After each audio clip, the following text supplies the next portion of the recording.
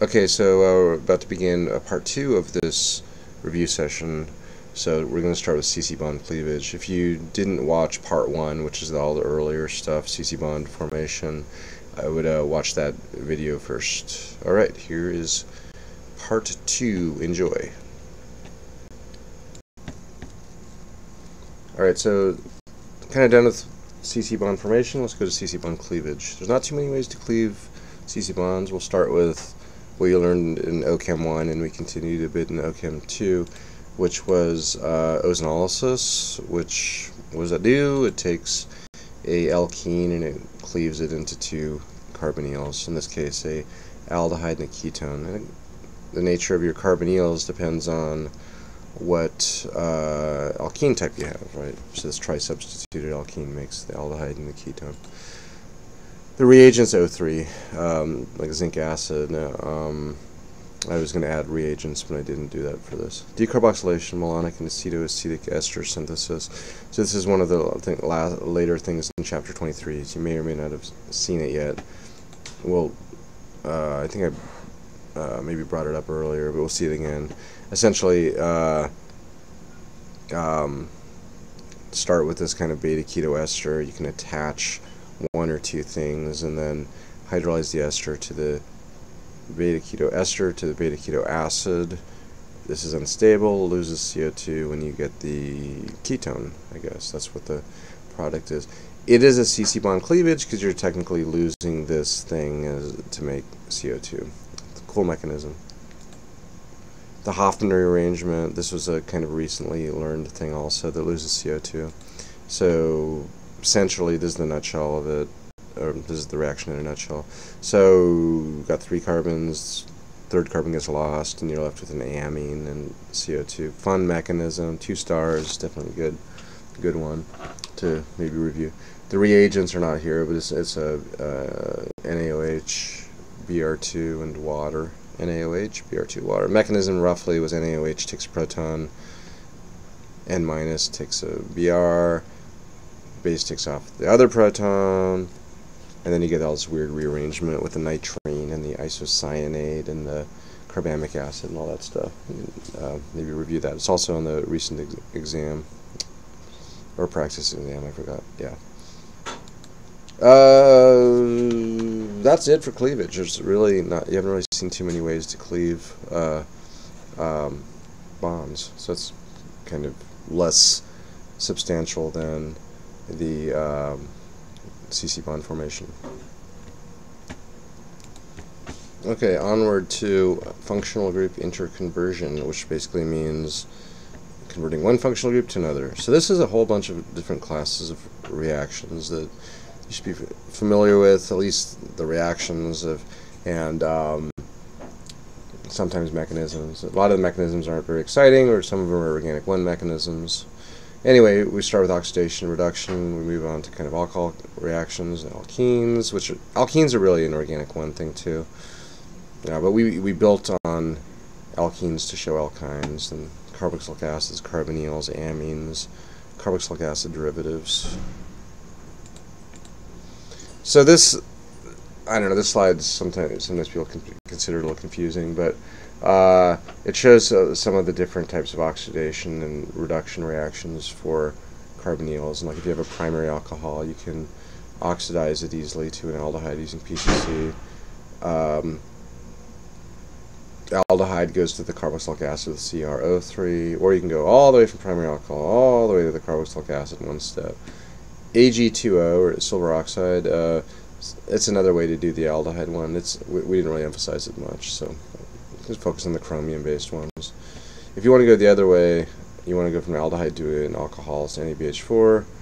Acid to aldehyde is not a known reaction, but you can go from acid down all the way down to the primary alcohol with our super strong reducing agent, lithium aluminum hydride. We can also go from an aldehyde or a ketone all the way to the alkane with this thing called the Wolff-Kishner, which we'll see what that is again.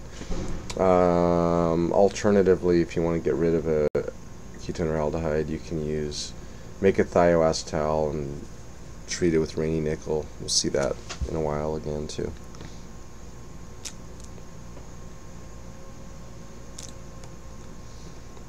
incorrect way or indirect ways of converting an acid to an aldehyde. So if you want to go from an acid to an aldehyde, like you want to go from the carboxylic acid to the aldehyde, one of the ways you could do that is just do a full reduction and then a partial oxidation.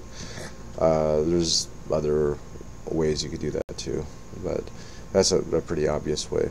Full reduction, partial oxidation would give you go from an acid to an aldehyde, which you can't do in a single step, right? This keeps going on with the theme, and it shows if you have a secondary alcohol, you can oxidize it to a ketone with PCC or CrO3. There is also the Beer-Villiger oxidation, super cool reaction. We didn't really emphasize it much. I think it was extra credit, but it went from a ketone to an ester. I wouldn't really emphasize that.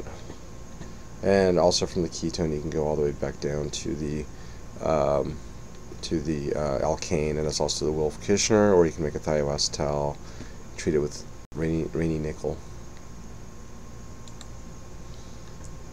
Yeah, sometimes this isn't even taught at all. Lately, it's been kind of maybe an extra credit type problem on one of the early exams. I wouldn't really worry too much about it. It's a really cool mechanism, though. The Beer-Villiger mechanism is fun.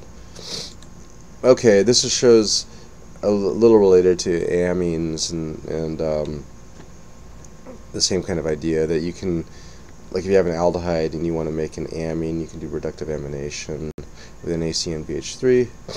Makes a amine first and reduces the amine. You can also, from a primary amide, you can go to the aldehyde with dibal. Dibal is a partial reducing agent, or from an amide you can go all the way down to an amine with lithium aluminum hydride. Nitriles can be reduced either with dibal to the aldehyde or all the way down to the primary amine with lithium aluminum hydride.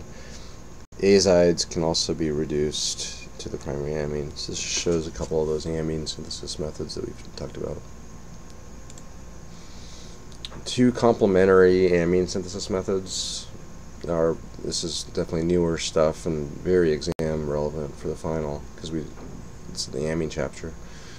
Reductive amination. Make an amine and reduce the amine with NaCnBH3. You can make a gazillion amines this way. So, example, primary amine, aldehyde, they react.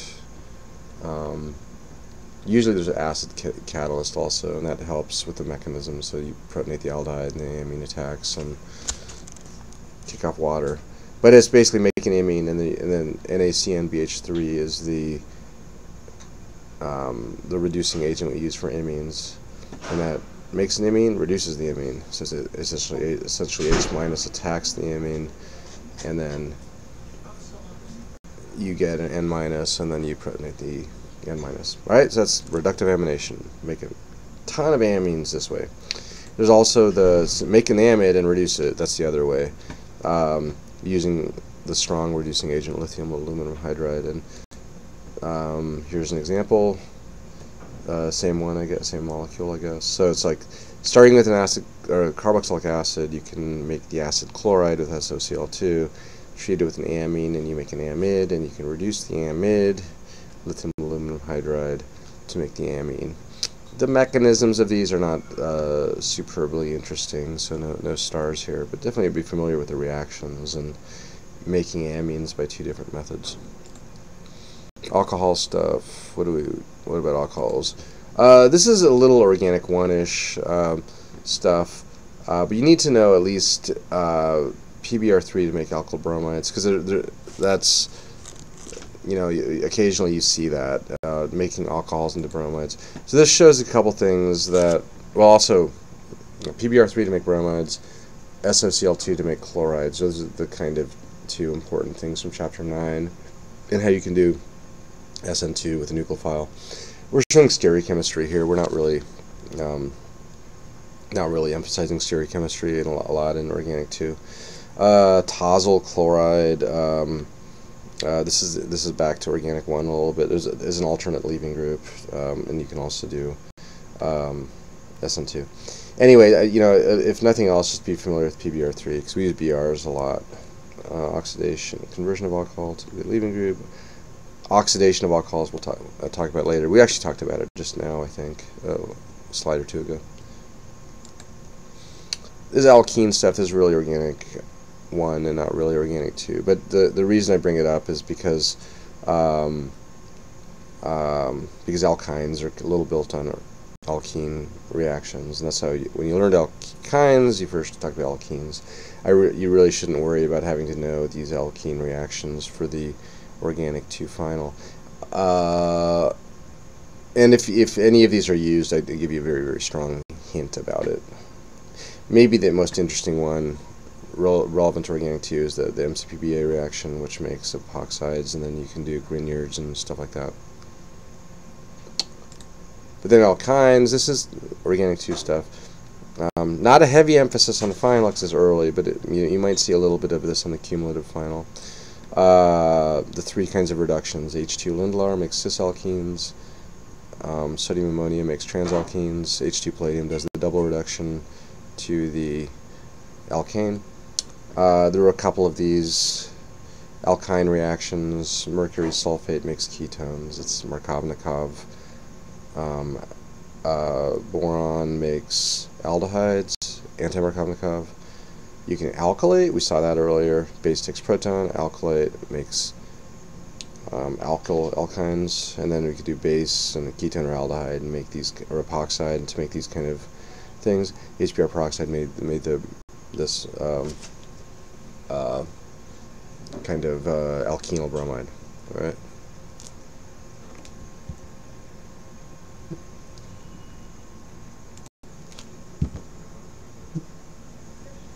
All right, so a little bit of a busy slide, but this reviews some of the carboxylic acid stuff you know about. For example, the Hell-Wohlhard-Zielinski reaction, or the Hell reaction, does alpha bromination of a carboxylic acid, and then that's cool because you can do different nucleophiles as a follow-up. You can convert carboxylic acids to amides. We didn't really do this one in class. I think the best way to make an amide from an acid is the acid chloride, which I showed down here. There are ways to go directly, but we don't always emphasize that. So probably this one's not that big of a deal. Fischer or SN2 were ways to go from an acid to a ester. It looks like there's a little typo because this should not be phenyl. It should be ethyl. Well, anyway, there's a typo. So yeah, but the acid could be made into esters, or SN2 reaction is simply base takes proton and then go attack an alkyl halide. Big one is making acid chlorides, and then we can do these kind of NAS reactions, making esters, amides, or a boring amide, a primary amide, which was kind of cool because this could be used with the Hoffman rearrangement, which loses a carbon and the CO2 thing. 3 stars, it's maybe a interesting mechanism among the many interesting mechanisms, like Fischer's. I think Fischer's a really cool, simple mechanism. I like that one too. I don't know about Hell-Wohlhard-Zielinski, and I think the star might be a little silly there. You can review it, but it's not one of the most important mechanisms in this class. Now, this is a little bit of a busy slide, but I just want to kind of show the overview of the carbonyl reactions that we learned in chapter 17, and it shows how ketones can react with amines, the primary amines, to make amines, and those can get reduced with NaCNBH3 to amines, reductive amination. There's also, with secondary amines, you make enamines, and we showed that those can be reacted with alkyl halides to make ketone type products, alpha alkyl ketones. We also showed this really fun mechanism, ketones reacting with hydrazine to make hydrazones, and the loss of N2 to make alkanes. It's called the Wolff-Kishner reaction. Super cool. Interestingly, we can also make thioacetals. There's no mechanism for thioacetals. Remember, the reagent's mercury chloride. But that once you make those thioacetals, they can be reduced also to alkane products with H2 radium nickel. And then there's also the acetal mechanism. I love this mechanism. 2 stars. Definitely review that one. How this works. There's a you need acid in there also. So protonate, resonate, nucleophilic attack. That whole mechanism. On one of your early exams. Super cool. It loves to make its way onto the final exam.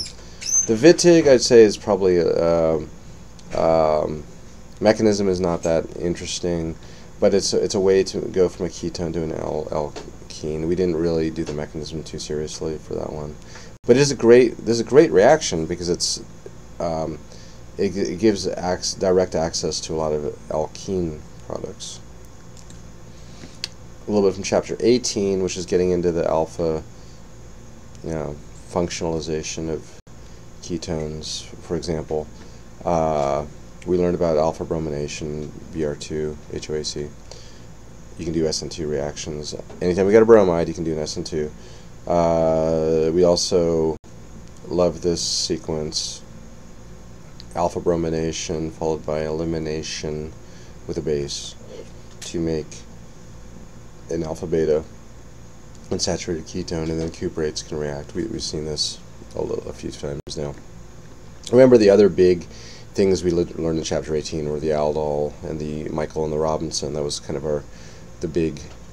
some of the big things in chapter 18, which we've talked about already. Another little amine overview, some more amine stuff. If you assume we start with this primary amine, what are the things we can do? One of them was actually the Hoffman elimination, which was actually pretty cool, where we methylated a bunch. Methylate once, methylate twice, methylate 3 times. Now you got a leaving group, and it does an anti-Zaitsev elimination. So probably see something like this on the sample exam. And then, of course, we have our 2 ways of making additional amines: the reductive amination, make an amine, reduce it, or make an amide, reduce it. Different reducing agents. If you're going the top route, you would use a aldehyde. You make the amine from an aldehyde. And if you go the bottom route, you probably make this amide from the acid chloride. That would be the good way to do that.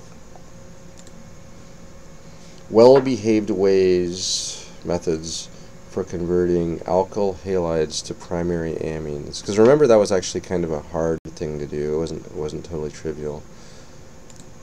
So one of the ways we did this in chapter 21 was, if you got a alkyl halide and you can react with Na3-DMF, we call it the azide method. It's basically N3 minus kicks off the Br, makes an azide, we do a reduction with lithium aluminum hydride, which creates N2, but net effect, bromide makes primary amine, and that's really a cool way. We did a mechanism, but these are not that mechanistically interesting. The other one was this thing called the Gabriel amine synthesis, which is alkyl halide, this crazy weird thing with the benzene and nitrogen, and potassium phthalimate is called. Same thing, SN2 reaction, just N minus attaches, you get this thing called phthalimate, and then there's this kind of long crazy mechanism, really fun and doable, good practice mechanism of going from the phthalimate to the amine, and yeah, see if you can do it. I don't know. It's essentially protonate the carbonyl, and then RSCC, resonance stabilized carbocation, water attacks, eventually break off the nitrogen from like the top, and then you PT proton to the bottom, and then you do it all again. So it's kind of long. You need a full sheet of paper to do this. This just reviews a lot of the kind of a bird's eye view of the NAS reactions, and really, if you have an acid chloride, you can convert it to anything on the right. You can make anhydrides, esters, amides, and carboxylic acids by just kind of attaching the bottom, well, the thing that's shown here. Same thing, anhydrides to the right. Esters can be converted to amides or carboxylic acids. Amides can be converted to carboxylic acids. We call that hydrolysis. If you have an ester or an amide and you want to make an acid, you hydrolyze it. That can be done with base, but you can also there's also acid catalyzed hydrolysis of these things too. But this show. What's nice about this is it shows a lot of things you can do on a pretty simple, maybe a simple slide depending on how you look at it. But it shows a lot of the interconnectivity of these. Also, if we want to go from right to left, I show those on the bottom. SOCl2 is the way we go from an acid all the way back to an acid chloride. We can also easily go from an acid to an ester with the Fischer esterification, HOR prime acid water. In class, we also learned about this thermolytic way of making carboxylic acids to amides. Not an important one. Sometimes we actually skip that. So maybe the bottom one you can probably ignore. Okay. Remember that Claisen is actually a NAS reaction too. So, yeah, the Claisen is you know, these are all NAS reactions, and the Claisen's also a NAS. This just shows a very nice pair of reactions. We can, if you have an ester, you can hydrolyze it with acid or base catalyzed hydrolysis. Or if you have an acid and an alcohol, you can esterify with the Fischer esterification. So either way, you can go one way, you can go the other way. Right? Other mechanistically related hydrolysis reactions. So if you have a nitrile, you can hydrolyze the nitrile. It's a big, long, fun mechanism. 2 stars because it's really cool. Protonate the nitrile, have water attack, and then just keep pushing and PTs and stuff to make nitrogen a good leaving group. This is the thing. We just saw this. I called it 1 star a second ago. I think it's a reasonable 1 star mechanism. The second half of the Gabriel amine synthesis. All right. These are cool slides. They're in my exam study guides for my previous exams. The things you can do to an acid chloride, for example. You can add 2 Grignard to make a primary alcohol. Sorry, tertiary alcohol. You can add a 1 Grignard to make, no, not Grignard, cuprate. Cuprate to make a ketone. You can do a double reduction with a strong reducing agent like lithium aluminum hydride. You can do a partial reducing agent with this kind of specialized hydride. Dibol usually does this kind of thing for the other functional groups. This is the one for acid chlorides. You use this one, not Dibol. You know, you could always abbreviate this H-1 equivalent. Because it's such a specialized reagent, this is actually not one I really emphasize that much, but it does show you can do these 4 different situations. Now, esters, very similar, except you can't do the cuprate thing. You can't add 1 R- to make a ketone from an ester. You can do a double reduction with lithium aluminum hydride, and you can do the single H- reduction with dibol. Generally speaking, dibol is going to make the aldehydes. I think somebody on their exam recently wrote dibaldehyde, which is pretty funny because dibol usually makes aldehydes, and that's true. You know, for you guys, you can always assume dibol makes aldehydes. That's true. And then we got amides. If you have an amide, we don't really do the R- reactions for amides. We do H- 2 equivalents, and what that does is it actually wipes away the acetyl lithium aluminum hydride wipes away the acetyl and then H- dibaldehyde turns the amide into an aldehyde. Okay. And I think this name is correct. N-ethyl, N-methyl, those are the things on the nitrogen. 2-methylpropanamide, which is 1, 2, 3, yep, propanamide, and then a 2-methyl. Cool. Nitriles, similar thing. We don't really have an R-2 equivalent reaction, but we do have R-1 equivalent, which makes ketones.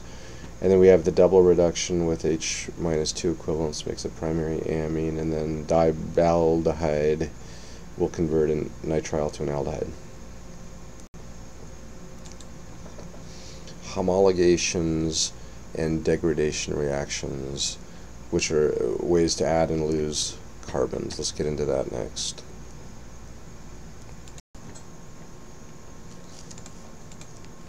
Okay, so you know, a lot of this is really redundant with what we saw before, but it doesn't hurt.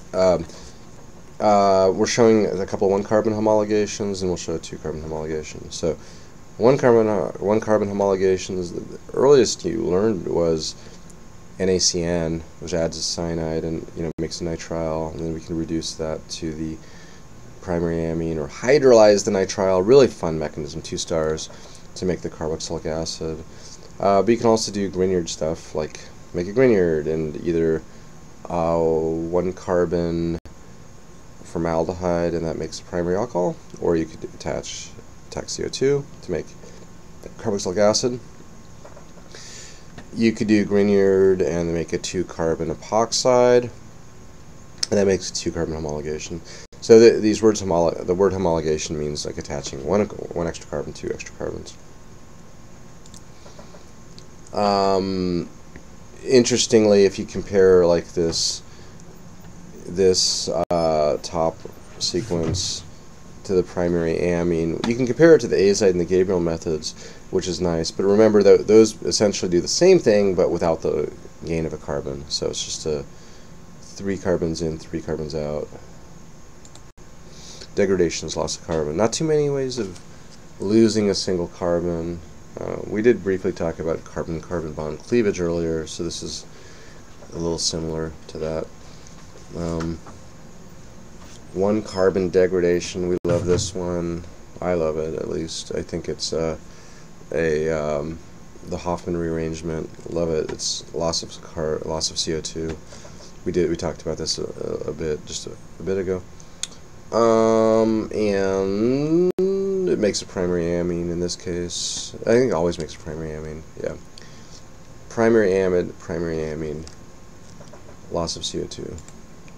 This is one of those things that's in the end of chapter 23, kind of near the end. And may have not seen it yet, but the idea of going from alkylated beta keto ester, there's the beta keto ester. It's doubly alkylated, and we hydrolyze the beta keto ester to a beta keto acid, and then a funny, really simple mechanism to lose CO2. And yeah, it's technically a 1-carbon degradation because you lost that carbon, and these kind of folded up. It's these 2 pieces.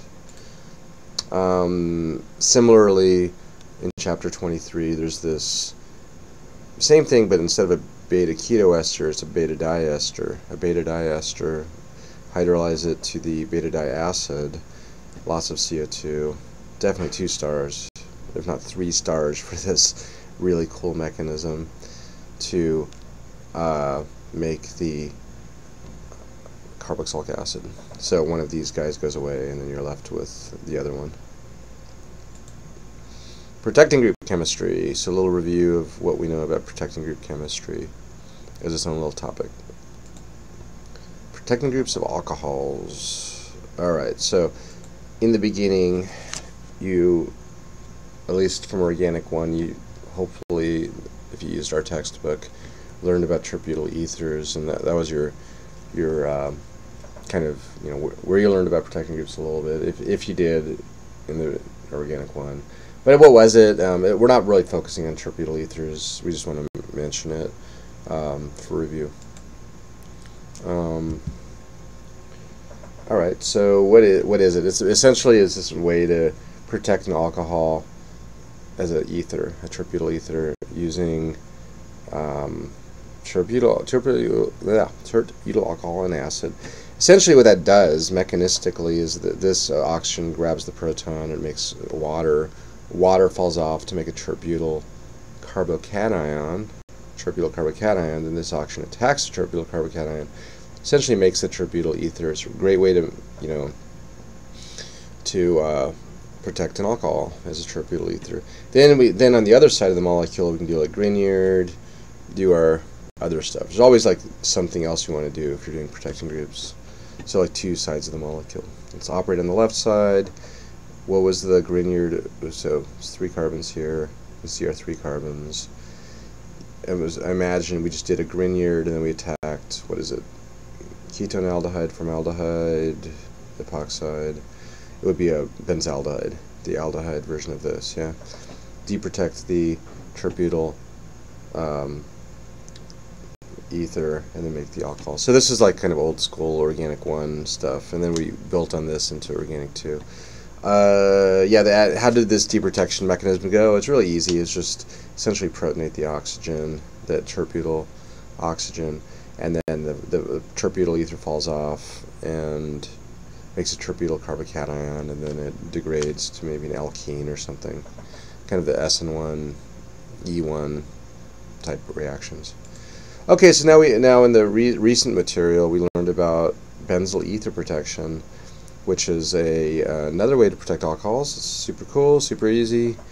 Same kind of thing. Let's start with a ketone with an alcohol. So the benzyl ether, as we learned, what you can make with the Williamson ether synthesis. So NaH base takes proton, O minus attacks carbon, kicks off Br. Now you have a benzyl ether protecting group, and then we could do maybe a Grignard or some kind of something over here. How would we go from this ketone to this alcohol? Maybe we would add, I guess it would be methyl Grignard, CH3 MgBr, yeah. And then to remove the benzyl ether protecting group is H2 palladium. So the point is that this doesn't happen for any old ether. Ethers are actually very stable functional groups, but a benzyl ether, CH2 phenyl, is very, very reactive to H2 palladium, and it just kind of falls off. And we did the mechanism in class and stuff. We also learned about carbonyls, protecting groups of carbonyls. This was a couple chapters ago. Protecting ketones and aldehydes, essentially. Acetal, what's an acetal? So this, here's an example. We got a bromo, we got a ketone. We can protect the ketone using this ethylene glycol 2-carbon OH thing. 2-star mechanism, absolutely don't slack on this one for the final. Practice how it works. It's really easy. Protonate the ketone, make a RSCC, oxygen attacks, and then you PT eventually to kick this guy off, and then it flips around. I think it's maybe exam 2, I guess, where you did this. Don't slack on this mechanism. Protection makes the acetal. Okay, now you have a protected ketone, and then you could maybe how many carbons? 1, 2, 3, 4. 1, 2. Oh, look at that. So we have 3 carbons. There's the 3 carbons, and then if we make the Grignard, you know, what thing would we attach to make this connectivity? Ketone aldehyde, formaldehyde, or epoxide. It would have to be an epoxide, actually, almost like a 4-carbon epoxide where there's the oxygen, and yeah, based on the connectivity. The squiggly line should be right there. If you drew a there's the squiggly, yeah. And then acid to deprotect, really fun mechanism too. So thioacetal is the same thing, but it's a sulfur version, and there's no mechanisms for thioacetal because we just don't really emphasize it. You can do the same kind of thing. So no mechanisms for thioacetals. Here we are making a thioacetal. Use zinc chloride as a reagent, and then we can maybe how are we going to do this? To convert this hydroxy group to this guy, we would have to do that. I mean, the squiggly is right there, right? The squiggly, so that phenyl would have to attack the phenyl Grignard would have to attack something. It would probably have to attack an aldehyde. So all you have to do is convert this to an aldehyde. PCC makes an aldehyde, and then the Grignard would attack the aldehyde, and then you make this, and then the question is, you know, what are the 2 things you can do to thioacetals that are kind of cool? One is you can deprotect with mercury chloride and water. The other is rainy nickel, and that the deprotection would make a ketone. The rainy nickel would just wipe it away and leave you with an alkane. Aromatic chemistry in the EAS reaction.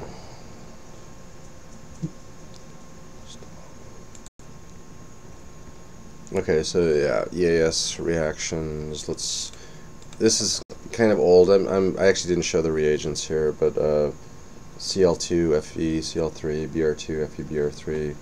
Nitration is HNO3, H2SO4. Sulfonation SO3, Friedel-Crafts alkylation and acylation. Generally speaking, the I mean, you should know the reagents, and if you need to, if you can't remember them, they're on a reagent list. But these are simple things you can do to benzene. Yes, reactions. Know what the orthopair activators and deactivators are. The activators would be alkyl, like an OH, OCH3. Orthopair deactivators were the halogens, chlorine, bromine. Meta deactivators are all the things like ketones and sulfonic acid, nitrate, nitro, etc. It just shows a strategy, just kind of random strategy. Probably not that educational, but it does. You've seen this before. Like if you nitrate, you can reduce the nitro, either H2 palladium or tin chloride. There's a couple ways to do nitro reduction. So the overly active orthopara-director, and then you can acylate to make an amide is less active, or we say well-behaved orthopara-director, and then kind of attach something at the para position, and then you have the you can hydrolyze with H3O, the protecting group. And you know, remember, if you have a meta directing like a ketone, you can alternate it back to a orthopara-director by reduction. The conditions were a little obscure, so bracket H, bracket O, bracket are cool. Interestingly, yeah, nitro as a meta director can be reduced to a amine, which is an overly active orthopara-director. You can protect that, and that makes it a less active orthopara-director, or well-behaved orthopara-director, which is kind of what we did up here. Yeah, this sequence. Diazonium. This is maybe the most relevant due to it's being new, so new stuff is relevant. This shows a sequence. So, like, how do you make a diazonium, aryl diazonium salt, a versatile synthetic intermediate?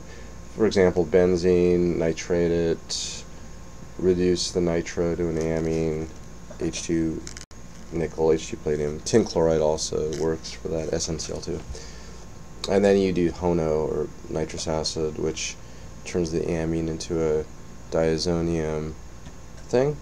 And what do you do with that? There's all the cool things you can do with that, and that's well, copper chloride, mixed chloride, bromide, iodide. I'd say these are actually kind of the boring things you can do, and this is actually very boring too. The just loss of the diazonium to make hydrogen.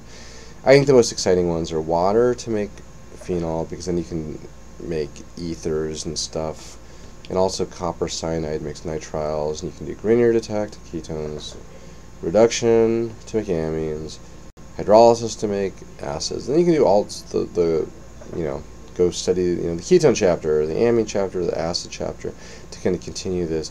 Very useful for synthesis of diazoniums. This just shows a kind of miscellaneous synthetic strategy. I mean, it's just kind of, I don't know. I don't really like the slide, but I have it. The idea, starting with the chlorobenzene, we can block the para position, which is a great thing to do. If you want to attach something at the ortho position, you can do it by blocking the para position. And this is a removable functional group. So that gave us access from the chlorobenzene to the chloronitrobenzene, and then we can do the reduction with H2 palladium, and then HONO to make the diazonium, copper cyanide makes the nitrile, and then you make a ketone, and then maybe something to the ketone. Anyway, this just shows the thing is one of the things you can do with diazonium: make nitrile, make a ketone, and then attack the ketone or something. One more. This is fun. This is just practice demonstration. Another reaction you learn. Bromobenzene. Let's doubly nitrate it. So that we learned this thing called SNAR, which was that if you got a leaving group and you got things like nitros, you can kick off that leaving group. Remember that mechanism? So if you imagine this diethylamine, the idea is that it attacks and pushes electrons all the way down to either the para-nitro or the ortho-nitro.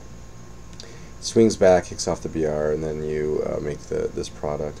In this silly example, we reduce the nitros to amines, and then we do HONO, and then we convert the diazoniums over to phenols. Anyway. Reactions with strange mechanisms. This is a cool section. I think we're at the end here pretty quickly. Reactions with strange mechanisms. I love reactions with strange mechanisms. They're my favorite reactions. So what are some of the reactions with strange mechanisms that you know of? Well, this is one of my favorite reactions with a strange mechanism. The Wolff-Kishner. This is back in chapter 17. It wasn't that strange, but it was unique. And remember the basic idea with if you have base NaOH, you don't have acid around, so you can't do protonate resonate.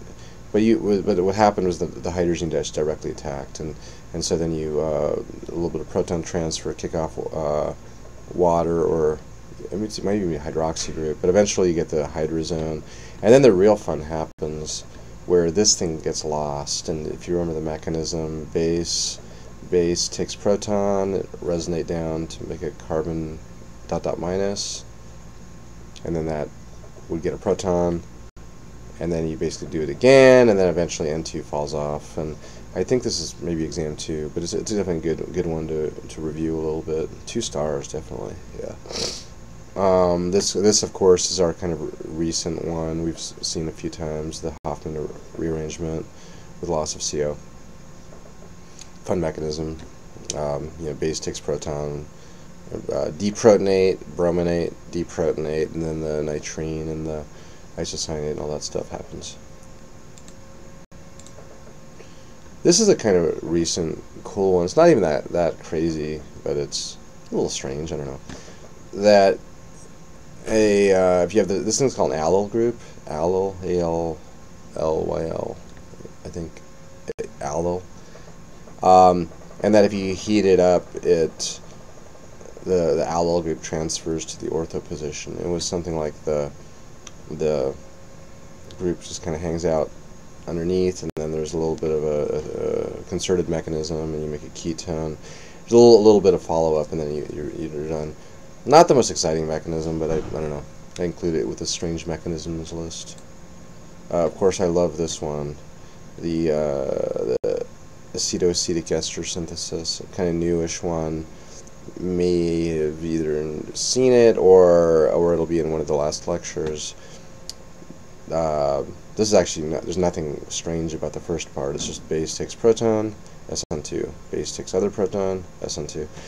It gets fun when you do the ester hydrolysis. So it's just really this reaction is very easy.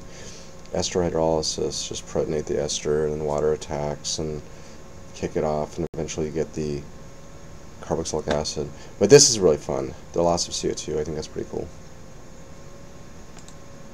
One more. Oh yeah, the Beer-Villiger. This one was really cool mechanism, but we don't emphasize it that much in this class. Going from a ketone to an ester. May have seen it in one of the earlier exams. Yeah, something like you protonate the ketone, and the oxygen attacks, and then a little bit of stuff happens that converts the ketone to an ester, actually. I would say this is not one to really worry about on the final. Okay, so I think we're all done here.